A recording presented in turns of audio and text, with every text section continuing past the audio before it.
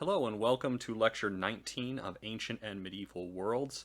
This time we're going to be talking about the fall of the Roman Empire, or rather what's often called the fall of the Roman Empire, a famous concept. The fall of the Roman Empire isn't really an event in history. There's not a single moment. Instead, the idea of the fall of the Roman Empire is a parable, an idea that suffuses Western culture today, or what we often call Western culture, in part because of this fall of the Roman Empire.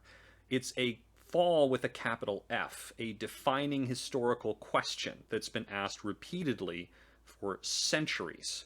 And I have an excellent example here. This is a painting by an American artist imagining the collapse of a civilization, something like the fall of Rome. Well, part of where we get this idea is Edward Gibbon, although he certainly didn't come up with it. One of the most famous historians of all time. He's often seen as creating history as a modern academic discipline. He's justly famous for the groundbreaking work, The Decline and Fall of the Roman Empire, published beginning in 1776. As you can see, it involved many volumes, and never out of print since. Now, in this masterpiece, and he was a brilliant writer as well as a brilliant historian, and he's still notorious for the biting criticism that he could pack into a footnote, Gibbon blamed the fall of Rome as much on its conversion to Christianity as the barbarian invaders that have become so associated with it. Despite Gibbon's admirable historical methods for his own day, almost 250 years ago, we don't just question his conclusions today. We question the entire premise of a fall of Rome at all. What does it mean that Rome fell? After all, there is still a city of Rome, and it was never totally uninhabited. Roman civilization continued, as we shall see in many places. If it evolved in new ways, well, haven't we seen Rome evolve during its entire history, from a tiny village to a republic, to the Roman Revolution, to the Principate, to the Dominate, and now to a Christian empire? Why is this particular evolution that we're going to talk about today a fall? Well, in large part, this has to do with the ideas that we inherit from the Renaissance, a period that we will cover at the very end of this course. When Renaissance thinkers like Petrarch, Boccaccio, Michelangelo, and Leonardo looked at history, they saw a vast darkness between themselves and the light, as they thought of it, of the classical world of Greece and Rome. And they called this period the Dark Ages, or as it came between themselves, in their present, and the ancient world of the past that they longed for, they also called it the Middle Ages, medieval being just another word for Middle Ages, medium aevum in Latin. Renaissance literally meant a rebirth, implied to be of the classical world of Rome and Greece.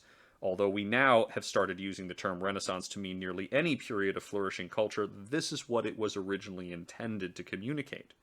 But if you had asked an educated person in those very same Middle Ages that the Renaissance writers were so dismissive of, they would have told you that they still lived in the world of Rome. Certainly not the same Rome as Marcus Aurelius, but then Marcus Aurelius did not live in the same Rome as Cato the Elder, and he would likewise have found little in common with the empire of Constantine. We'll see in the next half of this class that Roman influence was pervasive everywhere in the early medieval Mediterranean, often in places that continued to call themselves the Roman Empire. And while Roman identity was stronger in some places than others, it was never completely absent. It remained a model of political order, of intellectual achievement, and of cultural identity. Certainly there were other new elements, but Rome is always there if you are willing to see it. For all these reasons, it becomes very difficult to chart a particular moment or turning point to signal the end of Rome. You will hear dates like 410 or 476 kicked around, and I'm going to mention why both of those dates are important in this lecture, but also why these seemingly firm dates are not really particularly helpful. We need to move a bit quickly to get through the troubled era of the 4th and 5th centuries, but it is worth doing this with an eye to setting up some of the future lectures that we're going to have as we move into the Middle Ages. And as I have so often had to say in this course, the successors of Constantine that we looked at several lectures ago and in the previous lecture were not his equals in ability, and his dynasty did not long outlive him. although Christianity continued as the official religion of almost all of these emperors. And that's not to say that his crazy kids weren't fun. They all had basically the same name, as I've mentioned before. They were Constantius II, Constantine II, and Constans. Even contemporaries were confused by this. They were really into astrology, and they ended up all murdering each other. Then a cousin briefly tried to restart paganism, which failed spectacularly. If we had more time, I would love to get into it. But the big takeaway is that Constantine, despite making himself the sole emperor at the expense of the tetrarchy of the four emperors, once again divided the empire up under his sons. The idea that it would take more than one person to successfully govern and protect the Roman Empire was now firmly rooted in the Roman mind, especially now that there were two capitals. Although, truth be told, now Christian emperors in the West spent very little time in Rome. One thing that's really important to emphasize here, dividing up the empire between Constantine's sons did not mean that he felt that these were somehow separate nations, as we would think of them today. This was still a Roman world. The sons were supposed to cooperate with each other in the manner of the previous tetrarchs. The fact that they ended up murdering each other and fighting each other did not mean that Roman unity had come to an end. The Roman Empire would come back together again under the unified leadership of an emperor. It would divide again and come back together again, but it was still seen as a single unit in this time period. A couple of dynasties later, we get the last emperor to rule a united Roman Empire. That is Theodosius I, also called Theodosius the Great, who reigned from 379 to 395, but only over the whole empire from 392. Theodosius' other claim to fame, besides being the last Roman emperor to rule over the entire Mediterranean, was that he finally officially forbade polytheism in the Roman Empire. That's a distinction from Constantine, who had converted to Christianity but still allowed pagan practice. We'll talk about the term pagan in a moment. Under Theodosius, the temple at Delphi was probably destroyed, and all the other temples in the empire were converted into churches or abandoned. Of course, Theodosius was no more able to entirely wipe out polytheism than Nero had been able to wipe out Christianity. Pre-modern governments, even the dominate, lacked the kind of bureaucratic reach to create the police states that we see in the 20th century that are necessary to achieve such drastic ends. But increasingly, polytheism came to be thought of as paganism, a religion of the rustic Hicks living out in rural areas. And pagan literally means a dweller in the countryside as opposed to the city, with this kind of dismissive, pejorative, and negative attitude of being like a rustic or a Hick. A few old senators continued to hold out in private, probably for far longer than the Christian sources that we have would like us to believe, maybe even for centuries longer. There is a sort of tragic and yet hypocritical note here, as the former polytheistic persecutors of Christians now began to advocate for toleration, as we hear from one Roman senator who begged Theodosius to allow the old cults to continue. And here's the quotation: "We gaze up at the same stars. The sky covers us all. The same universe encompasses us. Does it matter what practical system we adopt in our search for the truth? The heart of so great a mystery cannot be reached by following one road only." Well, when Theodosius died, he divided the empire again in half between his two sons, and it would never be united again, although Theodosius could not possibly have known that. He probably expected something similar to what had happened under Constantine. Well, the pressure from Germanic confederations had only increased in the 300s. Certain changes had actually caused these coalitions of tribes to become a critical part of the empire itself, especially in the military, effectively putting the foxes in charge of the henhouse, as the saying goes. But this is a critical element to point out. These barbarians, as they were thought of by the Romans, did not want to destroy the Roman Empire. They wanted in to the Roman Empire. They wanted to be a part of it, to get the benefits of civilized urban life, as the Romans thought of it, and really as the Germanic barbarians thought of it. These tribes were on the move in the 300s because they were looking for a safe and profitable place to live. It's common but wrong to simplistically say that these Germanic tribes were being pushed out of their own lands and forced into Rome, especially the argument the Huns, a non-Germanic people from Central Asia, and we'll cover them more in a moment, were doing the pushing. Even more reductively, this argument sometimes comes down to, well, the Huns just sort of bounced off the Great Wall of China and banged into Rome some 4,500 miles away. You still hear the expression Rome fell because China built a wall, but it's patently false, even if it's popular. There's a 600-year gap, for instance, between the building of the Great Wall of China and the events we're talking about here. And let's also not forget, the Great Wall of China did not work. It did not keep the barbarians out. There were many factors causing these Germanic migrations, and we will likely never have a definitive answer, just as we never will for the Sea Peoples and the Late Bronze Age collapse, or later on, we'll never have a completely definitive answer for why the Viking Age began when it did. Some historians have pointed to environmental effects, or perhaps population growth caused by overcrowding. But this was also just as much at the influence of Rome itself. As I mentioned before, even in the time of Augustus, the Germans were coming under the influence of Rome via trade and diplomacy. Sort of more invisible factors. We can see it in the archaeology, but it doesn't get a lot of press in our textual sources, which are more concerned with conflicts rather than with trade and a slow acculturation. This had only increased as the centuries wore on. Germanic peoples had plenty of experience with the products of civilized urban society just on the other side of the Rhine and the Danube, and they wanted a piece of it.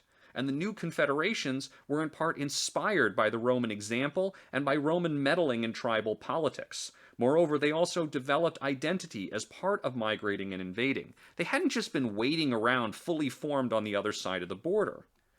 And that's why these famous maps covered in lines with the names of tribes moving around on arrows are so misleading. For one thing, they imply that these were the only peoples moving in, which they absolutely were not. It was far more complex than these maps could ever communicate. For another, such maps make the picture far too neat and tidy in comparison to the rather messy reality of invasions that were really also migrations of people who were in the process of creating an ethnic identity, a process that was fundamentally shaped by their migrations, as tribes would merge, leave, enter other tribal confederations, and so on. This was a constantly changing mix of peoples.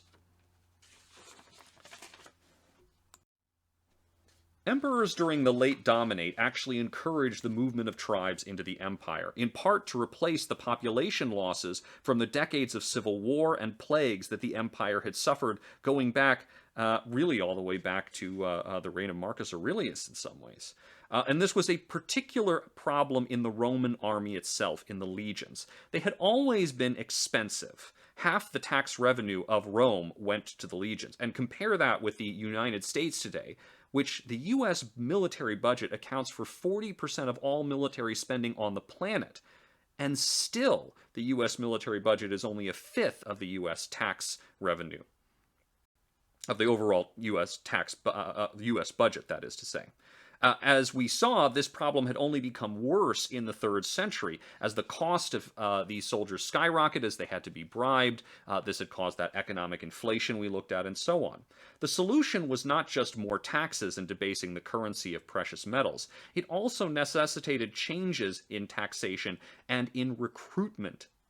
Increasingly, the soldiers stationed at the frontiers of the Roman Empire were less skilled forces, a token border patrol. The best troops remained behind the front lines with the emperors themselves, their personal bodyguard, able to quickly move to combat threats that broke through enemy lines, through their lines, since it had proven impossible to keep invasions out entirely.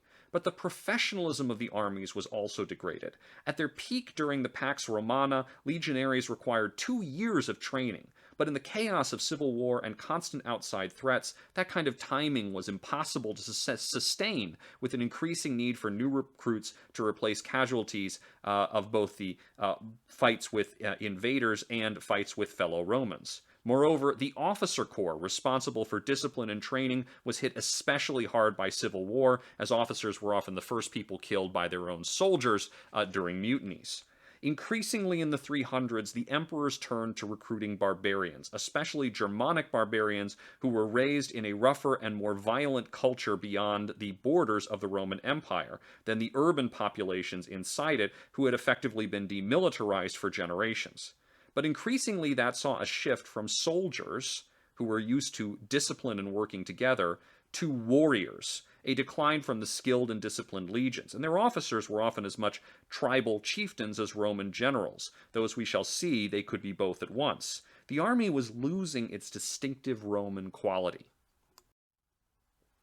But entire populations of Germanic tribes were also allowed to settle within Roman territory in the 300s as well, partly to repopulate territory devastated by war and disease, but also on the promise of defending the border from other Germanic tribes.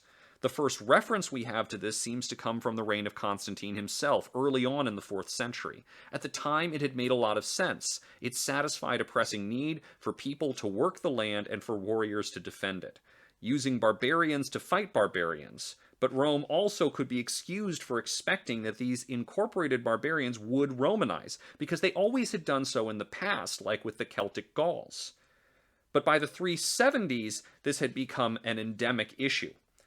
In the 370s, for instance, the Goths, in particular, this long-standing super-confederation, or at least some portion of it, we can't be entirely sure, these Goths had asked for permission to cross into the empire to escape attacks by the Huns, again, who we'll get to in a moment. The Romans agreed, but they terribly mistreated the Goths, charging them exorbitant prices for food and shelter during a harsh winter, and requiring them to sell their children into slavery in order to pay for these things. The Goths rose up in revolt, and when the current emperor went out to suppress this revolt, he was killed and defeated at the Battle of Adrianople in 378. This is often taken as a pivotal moment in the fall of Rome. However, the new emperor, who is our buddy Theodosius, quickly patched up relations with the Goths and even recruited them to fight other Germanic tribes shortly thereafter. So it's not like the Goths simply went on a rampage. They were looking, as I said, to get into the Roman Empire, and the Romans were more than willing to work with them once they got there. But there were difficulties, problems, mistreatments, in part on the hands of the Romans themselves. Indeed, very quickly the Romans started not just recruiting Germanic barbarians, but actually just hiring whole tribes as units in the army, with almost no pretense of the old legionary discipline at all. Increasingly, the senior military officers of the empire were actually Germanic chieftains who had been brought into elite Roman society, because these were the men the Germanic armies were actually loyal to, not the emperors. This was a problem that was increased by hiring whole tribes, who of course already had a loyalty to their chieftain. Moreover, as whole tribes were settled in Roman territory, it became increasingly difficult to Romanize them. They maintained much more of their original Germanic and tribal culture, although never entirely. Things really came to a head in the aftermath of the death of Theodosius in 395. Theodosius had 2 young sons, each of whom got half of the empire. While the Roman imperial court in Constantinople managed to keep control of the Eastern Empire, in the west a Germanic general by the name of Stilicho managed to manipulate the young emperor as a puppet ruler. Stilicho's father was a Vandal, one of the other Germanic confederations, but his mother was a Roman. Stilicho therefore came from both worlds, and he had worked his way up in the military until he had married into Theodosius's family. When Theodosius died, Stilicho was the commander of the armies in the west, and effectively the power behind the throne of the young son of Theodosius there, whom Stilicho married off to his daughter. Here again, he wanted into the imperial dynasty. He wanted it to be his dynasty. Stilicho is in many ways the ultimate example of the barbarians wanting into the Roman world, to become part of the Roman world, rather than to bring down the Roman world. Stilicho fought a number of indecisive battles with the Goths, led by their most famous king, Alaric. Alaric was a charismatic general who was at least partly responsible for unifying this group of Goths around a single identity, and he wanted to be made a Roman general and have his people settled in the Roman Empire. He had already, like Stilicho, fought for Theodosius against other Germanic groups. Stilicho, therefore, saw Alaric as a potential rival, not as an invading enemy, but also a potential tool, Stilicho tried to use Alaric against the court in Constantinople in order to get control of the eastern half of the empire as well as the west that he already effectively controlled. He was unsuccessful in this effort, but that's part of why he didn't just destroy Alaric outright, even though he had several chances to do so. Alaric was potentially useful. But Stilicho's double game eventually caused him to overreach himself, and the boy emperor that he was manipulating eventually had him executed. Unfortunately, Stilicho actually was a good general, and he was the glue holding the Western army together. And part of the army ended up defecting to Alaric and becoming Goths. Again, this was very easy to do. You could adopt Gothic identity. This was constantly in flux. Unhappy with the reluctance of the Western emperor to meet his demands, Alaric sacked the city of Rome in 410. Now, this is often taken as the decisive moment in the fall of the Roman Empire, as we can see in these modern illustrations imagining the moment of this collapse with people being killed at will in the streets by charging horsemen, or here on the right-hand one we have an imagined illustration of naked barbarians tearing down statues. But this is not how the Gothic sack of Rome in 410 worked at all. It was actually a very civilized affair. By this point, the Goths had converted to Christianity. They were Arian heretics, but they were also Christians. And the city's churches were spared, and the population was not harmed. It was, of course, however, highly symbolic. Rome had not been sacked, at least not by a foreign foe, as opposed to in a civil war, in exactly 800 years, since the Gallic sack in 390 BCE, if that event actually ever happened. Alaric died shortly thereafter, but the Goths ultimately got what they wanted from this effectively armed diplomacy. They were settled in southern Gaul as basically an independent army under the command of their own king, directly controlling the taxes of the region to support themselves and being responsible to defend it against other Germanic barbarians. And this was effectively the first barbarian kingdom. But it was not exactly a conquest either. The Goths and the Romans had a treaty. The Roman bureaucracy continued to function, but the Goths, while officially subservient to the Western government in Rome, were effectively independent of central control in Rome, but nominally loyal to the emperor and receiving legitimacy from the Romans. The whole affair with the Goths was effectively repeated multiple times, with Romanized Germanic generals and would-be barbarian kings effectively fighting each other for control of the puppet emperors in the West. Ultimately, these political maneuvers just saw further sacks of Rome and more barbarians settled as effectively independent kingdoms in the West, the part of the empire most pressed by the Germanic barbarians. The ultimate peak of this was seen under the famous Attila more than a generation later, under whom the notoriously barbaric Huns, a new ethnic group on the scene who, unlike the other barbarians we've talked about, were not Germanic, but rather terrifyingly capable Central Asian horse nomads, crossed into and devastated the Western Empire. Now, initially the Huns had just been another pawn in the half-Germanic, half-Roman generals pulling the strings in the Western Empire, men who were very much in the same vein as Stilicho, but we won't get bogged down with a whole bunch of more names. But Attila, the king of the Huns, who reigned from 437 to 452, was a charismatic leader not interested in being manipulated. Attila seems also not to have been terribly interested in living like a Roman either, unlike the Germanic barbarians who had had centuries of interactions with Rome. The Huns really much more fit our sort of notion of barbarian than do the Germanic groups. They had had much less contact with the Romans. They had much less influence of urban civilization than did the Germanic peoples. Attila seems to have mostly wanted to be able to plunder the Western Empire at will, to sort of turn it into his personal hunting ground. Actually, the Germanic and remaining Roman forces unified together in 451, Goths fighting alongside Gallo-Romans to defeat the Huns at a major battle in Gaul. This may actually be the conflict that inspired Tolkien's Battle of the Pelennor Fields at the climax of The Return of the King. This battle, and the death of Attila shortly thereafter, ensured that it would be the Germanic barbarians, not the Huns, who would inherit the western part of the Roman Empire, although by this point the Germanic peoples were as much of the empire as they were barbarians, which is why they had fought side by side with the Romans to keep out the Huns. In fact, I often imagine that at the battle, it would have been very difficult to tell the Romans and the barbarians apart from each other. Further Romanized Germanic generals continued to dominate the West until finally in 476, the last official Roman emperor in the West, a boy ironically named Romulus Augustus, was deposed by his Romanized Germanic general, who promptly set himself up as king in Italy. Again, you'll often see Romulus Augustus's deposition in 476 as the supposed date of the end of the Roman Empire.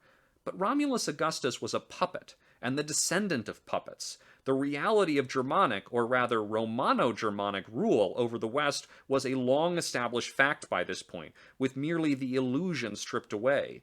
Critically, the Germanic general, now King of Italy, sent the imperial regalia to Constantinople, congratulating the Eastern Emperor there with becoming the sole ruler of the Roman world. Nominally, this was still a Roman Empire, with the Germanic kings officially ruling it on behalf, or parts of it, in behalf of the emperors in Constantinople. But of course, in reality, there was precious little Constantinople could do by this point in the West to enforce their rule. The real surprise here is not that the Western Empire failed, but that the Eastern Empire survived. That was because the Eastern emperors in Constantinople, unlike their Western cousins, had gotten their act together. First of all, they fortified Constantinople with massive walls that no enemy could breach, and none did until the invention of cannons over 1,000 years later.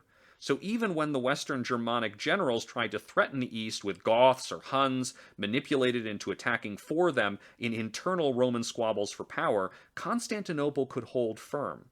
And because of Constantinople's strategic location, controlling the route into Asia from Europe, and from the Black Sea into the Mediterranean, the wealthier and more populous eastern provinces avoided the fate of being invaded by Germanic barbarians. The Persians remained a threat, as we shall see in a later lecture, but for the most part the eastern emperors managed to hold them off for the next several centuries. Meanwhile, these emperors in the East reformed their army to a professional level and stopped the practice of recruiting barbarian tribes wholesale, instead reinforcing discipline. These might not have been the same as the old legions of Rome, but they were at least Roman in identity, and they remained soldiers loyal to the government in Constantinople, or at least to the idea of the government in Constantinople. If they rebelled, they would rebel under a usurping emperor, not a would-be barbarian king. But the most important thing was, the Eastern emperors let the West go. They, by and large, with one exception that we will look at later, recognized that they could not retake the West, and they increasingly did not care to do so. They had the wealthier, more populous half of the Roman world. They had the new Rome, the new and Christian Rome. Cut off from the old Latin heartland of the empire, the Eastern Empire increasingly adopted the Greek language and Greek elements of culture, which had always remained strongest in the Hellenistic East. Much of the Roman Empire had been bilingual or even trilingual for centuries. But even as this Eastern Empire slowly morphed into what modern historians rather snobbily call the Byzantine Empire rather than the Roman Empire, these so-called Byzantines never forgot their origins, and they continued to call themselves Romans. So, did the Roman Empire really fall? Even Edward Gibbon continues his decline and fall of the Roman Empire all the way down to 1453, when Constantinople was taken by the Ottoman Turks, which we'll see at the very end of this class. We'll see over the course of the next several lectures that Roman ideas continued to be of central importance, even in the West, where Rome was said to have fallen. So it's an ongoing question. What does it mean that Rome fell? And did it fall at all?